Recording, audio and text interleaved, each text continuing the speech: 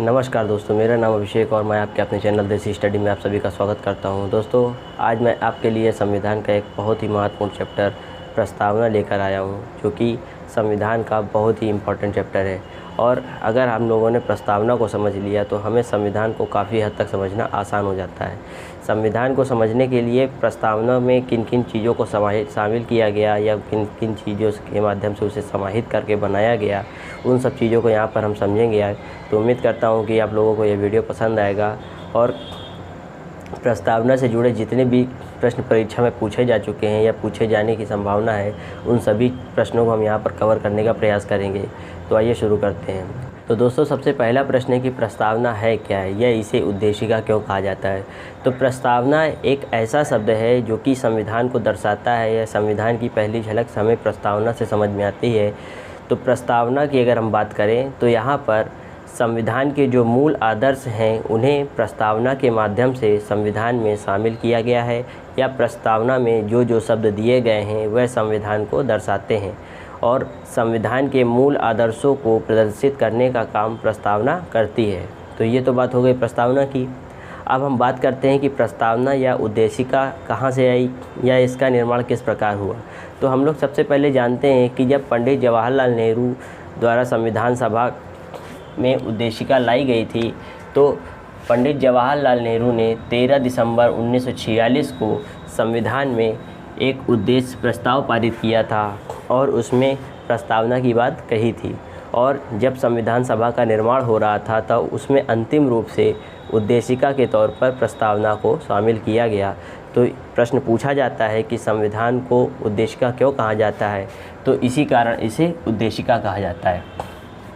अब आगे हम बात करते हैं संविधान को लाया कहाँ से गया, या संविधान की भाषा या संविधान का विचार किस प्रकार से आया। तो हम लोग यहाँ पर दो देशों की बात करेंगे। पहला देश है हमारा अमेरिका और दूसरा देश है हमारा ऑस्ट्रेलिया।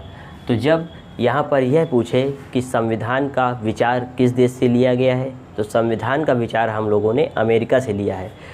और वहीं अगर हम संविधान के मूल स्वरूप या प्रस्तावना के मूल स्वरूप की बात करें तो संविधान में जो प्रस्तावना दी गई है उसके मूल स्वरूप को हम लोगों ने ऑस्ट्रेलिया से लिया है। तो यहाँ पर हमारे दो प्रश्न बनते हैं कि प्रस्तावना की जो विचार की शक्ति है या प्रस्तावना का विचार कहाँ से लिया गया है। तो प्रस्तावना का जो विचार है वह हमारा अमेरिका से लिया गया है। वहीं अगर प्रस्तावना की भाषा की या प्रस्तावना की मूल स्वरूप की बात करें तो वह हमारा ऑस्ट्रेलिया से लिया गया है। अब हम प्रस्तावना की बात करेंगे कि प्रस्तावना कैसे है या किस भाषा में सम्मिलित की गई है।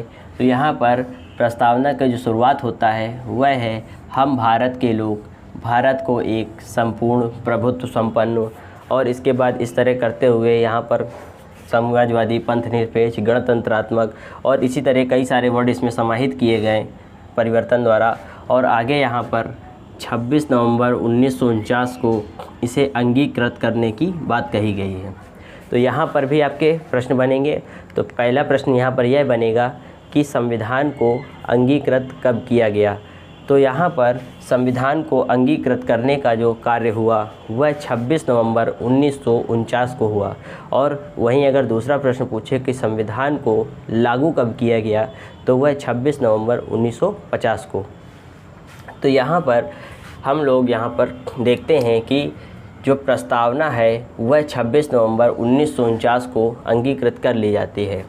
अब आगे हम यहाँ पर बात करते हैं प्रस्तावना की, कि प्रस्तावना में किस किस प्रकार के शब्दों को समाहित किया गया है। और हम लोग यहाँ पर एक एक कर उन सभी शब्दों को यहाँ पर समझने का प्रयास करेंगे, क्योंकि इन शब्दों से बहुत सारे प्रश्न बनते हैं और यहाँ पर हर एक शब्द का अपना अपना अलग अलग अर्थ है। तो यहाँ पर हमें इसे समझना काफ़ी ज़रूरी हो जाता है। तो आइए समझते हैं।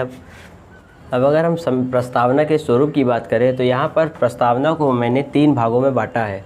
तो यहाँ पर अगर हम लोग संविधान को या प्रस्तावना को 3 भागों में बांट कर पढ़ें तो उसमें से पहला जो है वह संविधान के स्रोत, दूसरा है हमारा इस प्रस्तावना का स्वरूप, और तीसरा है हमारा प्रस्तावना के उद्देश्य। अर्थात इनमें जो जो शब्द शामिल किए गए हैं उन शब्दों का अलग अलग अर्थ है और इन्हीं शब्दों से परीक्षा में प्रश्न बनाएगा। तो आइए सबसे पहले समझते हैं कि संविधान के स्रोत क्या हैं।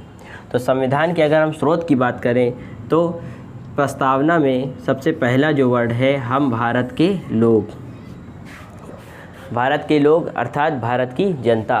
तो इसका कहने का यहाँ अर्थ यह है कि हम भारत के लोग संविधान को शक्ति प्रदान करते हैं, अर्थात भारत के संविधान को शक्ति कहाँ से मिलती है, तो वह हमारी संविधान की शक्ति जो मिलती है वह जनता द्वारा मिलती है। अर्थात जनता का शासन जनता के लिए जनता द्वारा, यहाँ पर हम लोग लोकतांत्रिक व्यवस्था को दर्शाते हैं। तो भारत पे जो संविधान को शक्ति प्राप्त होती है वह कहाँ से प्राप्त होती है, वह भारत की जनता द्वारा। परीक्षा में यह प्रश्न पूछा जा चुका है। अब आगे हम इसके स्वरूप की बात करें तो सबसे पहला जो वर्ड है संपूर्ण प्रभुत्व संपन्न। इसका मतलब क्या है, तो संपूर्ण प्रभुत्व संपन्न का मतलब है कि हम एक ऐसे राष्ट्र हैं जहाँ पर किसी भी प्रकार का कोई दबाव नहीं है और हम लोग पूरी तरीके से आत्मनिर्भर है। जैसे कि हम लोग जानते हैं कि आज़ादी मिलने से पहले हम लोग अंग्रेज़ों के अधीन थे और यहाँ पर ब्रिटिश राज था, लेकिन संविधान में जब बना और हमें स्वतंत्रता प्राप्त हुई तब हम लोग पूरी तरीके से आत्मनिर्भर हुए। और यहाँ पर ये संपूर्ण प्रभुत्व संपन्न वर्ड यही दर्शाता है कि हम किसी भी बाहरी नियंत्रण के अधीन नहीं हैं, अर्थात हम आंतरिक एवं बाह्य निर्णयों को लेने के लिए किसी भी बाहरी शक्ति के अधीन नहीं हैं। हम पूरी तरीके से आत्मनिर्भर हैं और पूरी तरीके से संपन्न हैं। तो यहाँ पर संपूर्ण प्रभुत्व संपन्न का अर्थ पूरी तरीके से आत्मनिर्भर होना है। अब आगे अगला वर्ड पड़ता है समाजवादी। समाजवादी वर्ड को समझने के लिए यहाँ पर दो बातें हैं। सबसे पहले अगर यूरोप के जो दार्शनिक हैं कार्ल मार्क्स, उनके द्वारा समाजवादी की संज्ञा दी गई है कि अमीर वर्ग और गरीब वर्ग के बीच में जो असमानता की खाई है उसे पाटने के लिए गरीब वर्ग को काफ़ी संघर्ष करना पड़ेगा और तब उसे समाजवाद में समानता मिलेगी, अर्थात समाज में उन्हें समान रूप से देखा जाएगा। लेकिन भारत में यही अगर हम बात करें समाजवाद की, तो यहाँ पर समाजवादी जो शब्द शामिल किया गया है वह गांधी जी और नेहरू के विचारों से प्रेरित है। और यहाँ पर समानता का मतलब है, समाजवाद का मतलब है कि भारत के लोग में किसी भी प्रकार की असमानता का भाव नहीं है, वह भाई बंधुत्व की भावना से यहाँ प्रेरित है और सभी पे समानता का अधिकार प्राप्त है। यहाँ पर सभी लोग समान तरीके से समाजवाद में रह सकते हैं। अब आगे हम बात करते हैं यहाँ पर पंथ निरपेक्ष। तो पंथ निरपेक्ष की अगर हम बात करें तो पंथ निरपेक्ष वर्ड खाली एक ही चीज़ को दर्शाता है और वह यह है कि हमारे भारत देश का या भारत के किसी भी राज्य का कोई भी धर्म नहीं होगा, अर्थात हम यहाँ पर धर्म निरपेक्ष राष्ट्र को प्रदर्शित करते हैं और यहाँ पर किसी भी प्रकार का धार्मिक रूप से भेदभाव नहीं किया जाएगा। यहाँ धर्म के आधार पर लोगों को नहीं बांटा जाएगा और यहाँ पर किसी भी धर्म का व्यक्ति या किसी भी जाति समुदाय का व्यक्ति स्वतंत्र रूप से अपना काम कर सकता है और स्वतंत्र तरीके से यहाँ पर रह सकता है। तो आप लोगों को परीक्षा में प्रश्न पूछेगा कि पंथ निरपेक्ष शब्द का क्या अर्थ है या आप इससे क्या समझते हैं। तो यहाँ पर पंथ निरपेक्ष का अर्थ यही है कि यहाँ पर हम लोग किसी भी प्रकार का धार्मिक भेदभाव नहीं करेंगे। तो यहाँ पर पंथ निरपेक्ष से हम लोग बात समझ गए। अब आगे आते हैं, अगला शब्द है हमारा लोकतंत्रात्मक। तो परीक्षा में प्रश्न पूछता है कि आप लोकतंत्रात्मक से क्या समझते हैं।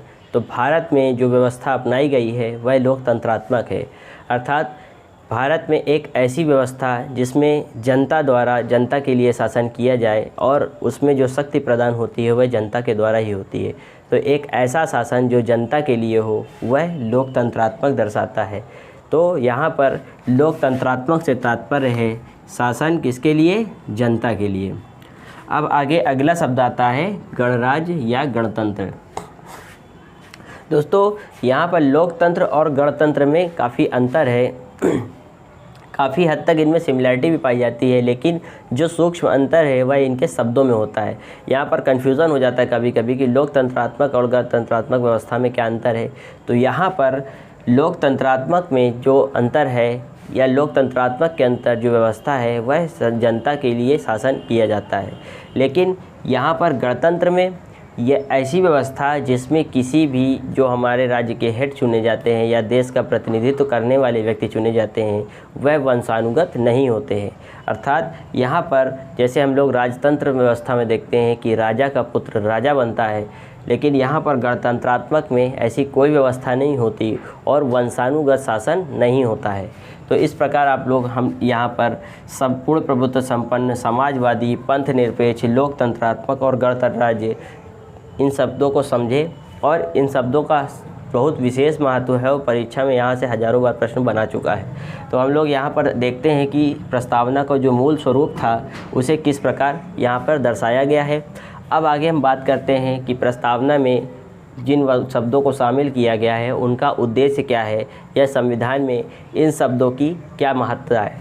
तो अब आगे देखते हैं। सबसे पहला उद्देश्य के अंतर्गत दिया गया है वह है न्याय। न्याय की अगर हम बात करें यहाँ पर, तो न्याय में सब 3 प्रकार के न्याय दिए जाते हैं। जैसे कि पहला हमारा वर्ड है सामाजिक, दूसरा है हमारा आर्थिक और तीसरा है राजनीतिक।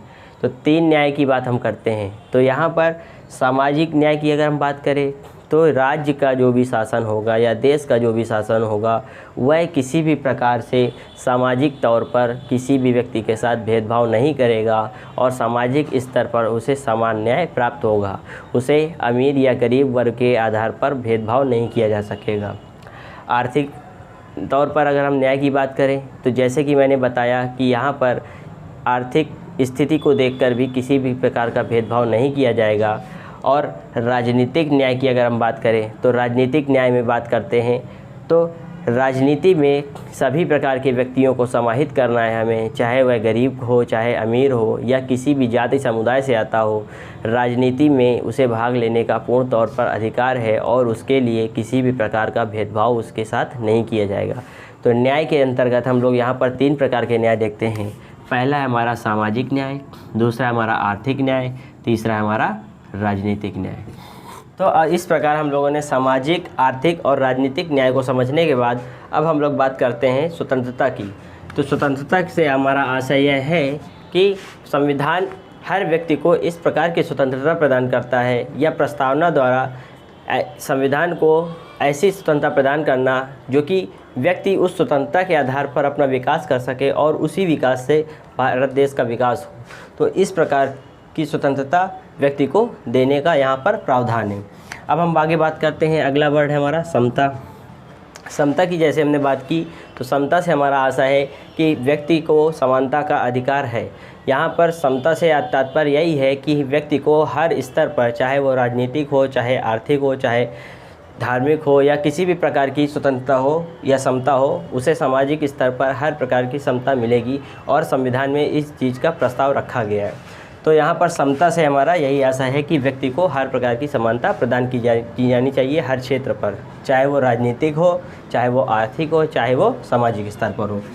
अब आगे हम बात करते हैं यहाँ पर व्यक्ति की गरिमा की। तो व्यक्ति की गरिमा से क्या आशय है? तो व्यक्ति की गरिमा से आशय हमारा यह है कि हर व्यक्ति का अपना एक सम्मान होता है और भारत देश का संविधान हर व्यक्ति को उसकी गरिमा का हक देता है, अर्थात उसे आत्मसम्मान रखने का अधिकार है।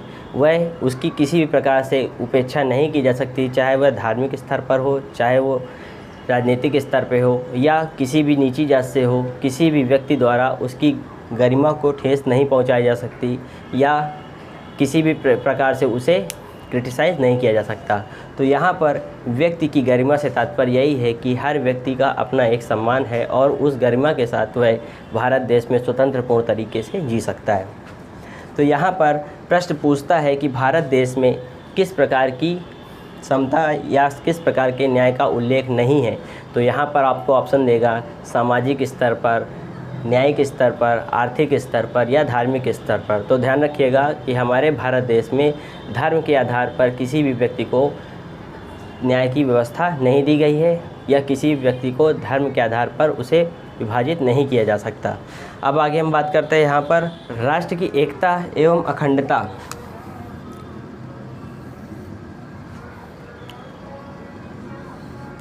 राष्ट्र की एकता एवं अखंडता से क्या आशय है? तो जैसे कि हम लोग जानते हैं कि हमारा भारत देश विविधताओं का देश रहा है। यहाँ पर धार्मिक स्तर पर, राजनीतिक स्तर पर या सामाजिक स्तर पर यहाँ पर हर प्रकार के, हर धर्म के व्यक्ति पाए जाते हैं और भारत देश का संविधान हर व्यक्ति को यह अधिकार देता है कि वह किसी भी स्तर पर, चाहे वह सामाजिक हो, चाहे राजनीतिक हो, चाहे वह धार्मिक हो, वह स्वतंत्र है उस व्यवस्था के आधार पर अपना जीवन जीने के लिए। तो यहाँ पर राष्ट्र की एकता एवं अखंडता से आशय यह है कि वो सभी व्यक्ति, चाहे वो किसी भी जाति समुदाय से आते हों या किसी भी धर्म से आते हों, वो सब मिलकर भारत देश को एक मजबूत राष्ट्र बनाते हैं और उनमें भाई बंधुत्व की भावना सभी में समानता रूप से रहती है। तो यहाँ पर राष्ट्र की एकता एवं अखंडता से यही आशा है। अब आता है अगला शब्द हमारा बंधुता। तो बंधुता से आशा यह है कि भारत में जाति समुदाय या जितने भी धर्म के लोग रहते हैं उन सभी में भाईचारे की भावना है और वो सभी भारत देश को एक मजबूत शक्ति प्रदान करते हैं और भारत के संविधान को सशक्त बनाते हैं। तो इस प्रकार हम लोगों ने समाज प्रस्तावना में जिन शब्दों का उल्लेख किया गया है, इन शब्दों के माध्यम से हमने उस प्रस्तावना के उद्देश्यों को समझा। आगे हम बात करते हैं यहाँ पर संविधान के स्रोत में।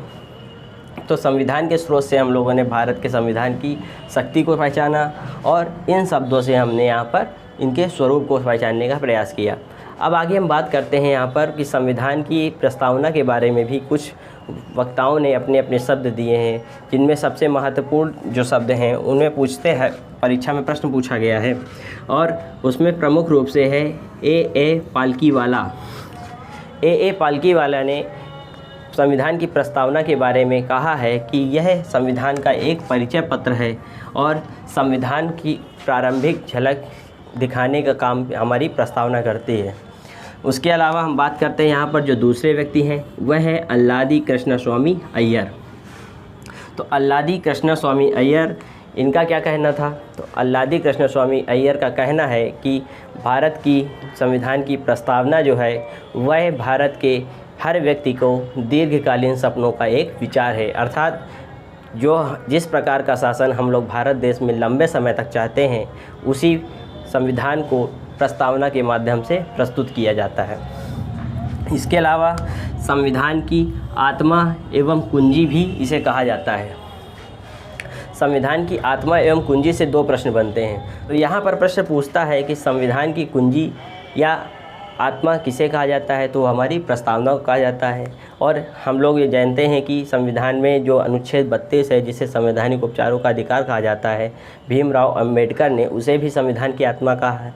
तो हम लोग किस प्रकार अंतर करेंगे? तो हम लोग यहाँ पर समझेंगे कि जब किसी वक्ता का नाम दे या यह पूछे कि किसके द्वारा अनुच्छेद 32 को संविधान की आत्मा कहा है, तो वह हमारा हो जाएगा BR अम्बेडकर। और अगर संविधान की आत्मा एवं कुंजी किसे कहा गया है, खाली यह पूछा जाए, तो वह हमारा उत्तर होगा प्रस्तावना को। तो इस प्रकार हम लोगों ने यहाँ पर अंतर करेंगे।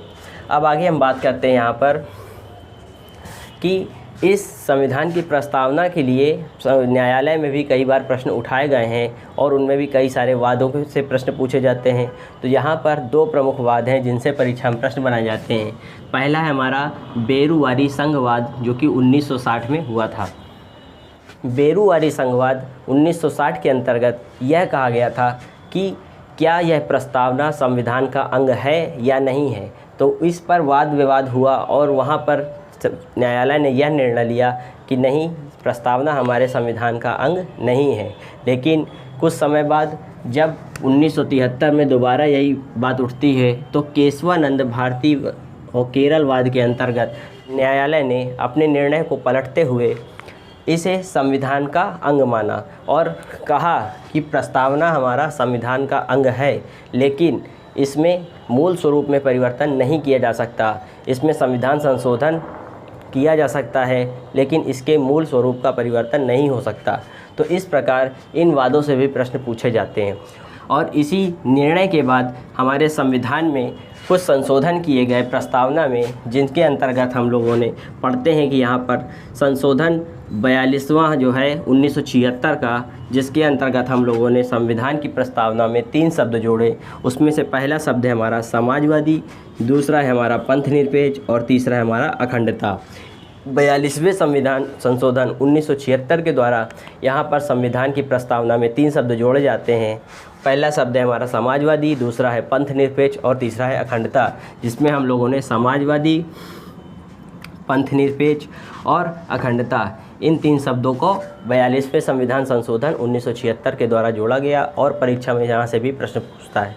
तो इस प्रकार हम लोगों ने अपनी प्रस्तावना और उद्देशिका के बारे में समझा और यहाँ पर इन शब्दों से जितने भी प्रश्न बन सकते हैं उन्हें समझने का प्रयास किया। आशा करता हूँ कि यहाँ पर आपको इस प्रस्तावना की वीडियो से काफ़ी हेल्प मिलेगी और संविधान को आगे समझने में काफ़ी सहायता मिलेगी।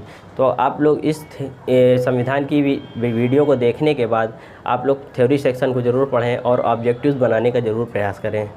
तो अगर आप लोगों को यह वीडियो अच्छा लगा हो और या किसी भी प्रकार की समस्या हो तो कमेंट बॉक्स में अपनी राय दें। और देसी स्टडी से जुड़े रहने के लिए धन्यवाद। मिलते हैं अगले वीडियो में। Thank you.